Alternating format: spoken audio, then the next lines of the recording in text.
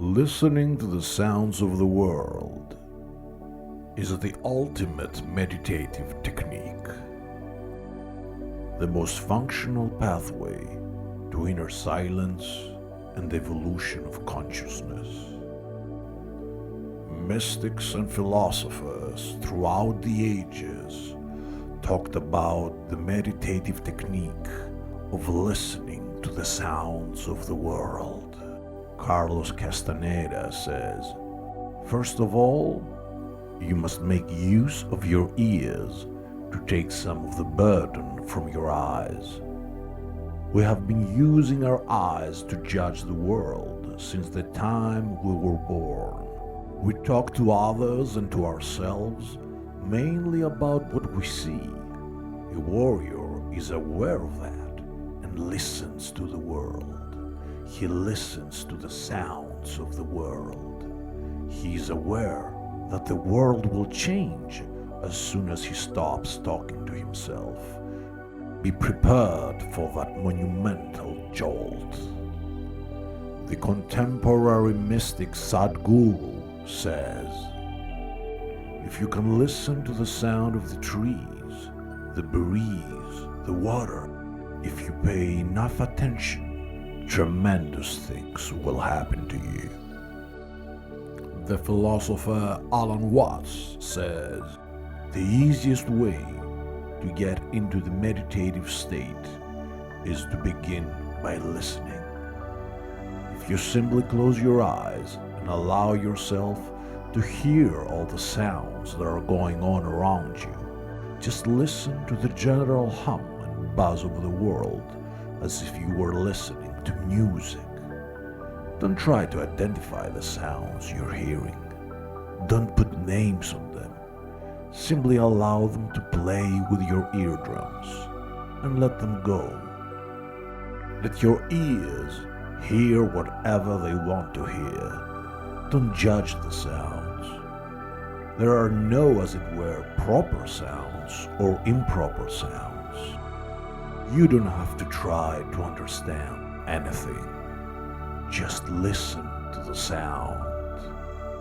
Baba Ram Das says, perhaps at some time you have sat quietly by the side of an ocean or river. At first, there is one big rush of sound.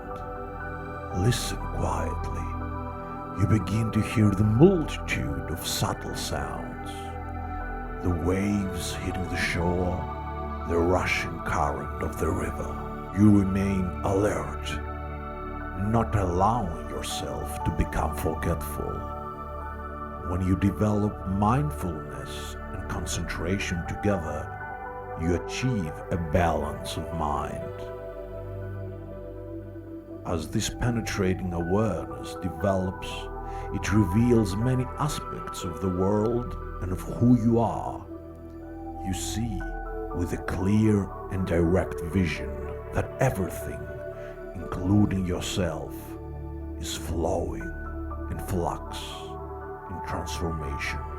Krishnamurti says, have you ever sat very silently, not with your attention fixed on anything, not making any effort to concentrate, but with the mind very quiet, really still? Then you hear everything, don't you?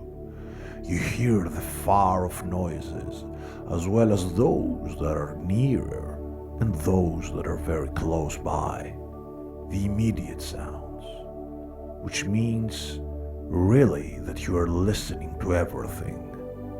You will find an extraordinary change taking place within you, a change which comes without your volition, without your asking. And in that change, there is great beauty and depth of insight. You will find an astonishing transformation taking place in your heart, in your mind, a transformation which you have not thought of or in any way produced.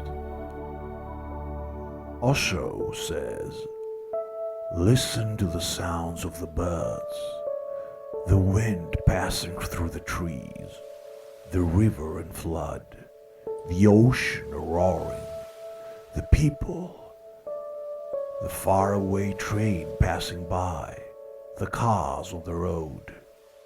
Just listen, alert, silent, open, receptive. Just be there, totally with the sound that surrounds you. If one can learn how to listen rightly, one has learned the deepest secret of meditation.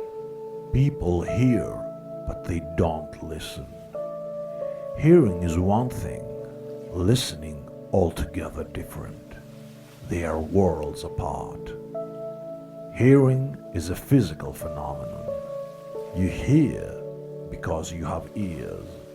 Listening is a spiritual phenomenon. You listen when you have attention, when your inner being joins with your ears.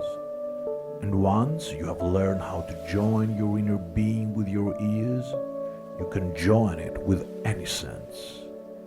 It can be joined with the eyes, or with the nose, or with a sense of touch or taste. You can join it with all your senses simultaneously. In that moment, God is available. But it is easier to start with the ears. So start on a journey of divine listening, and listen without any imposition on what you listen to. Don't judge. The moment you judge, listening stops. If you say good or bad, I like it, I don't like it, you are no more listening. You have taken an attitude. And whenever one takes an attitude, attention disappears. Just be there, totally with the sound that surrounds you. And you will be surprised. One day, suddenly the sound is there. You're listening, and yet there is silence. It is true silence that happens through sound. Pregnant silence becomes the door to God. Eckhart Tolle says, "Do you hear the dog barking in the distance, or that car passing by? Listen carefully." The 13th century Persian poet Rumi wrote, "When I am silent, I fall into that place where everything is music."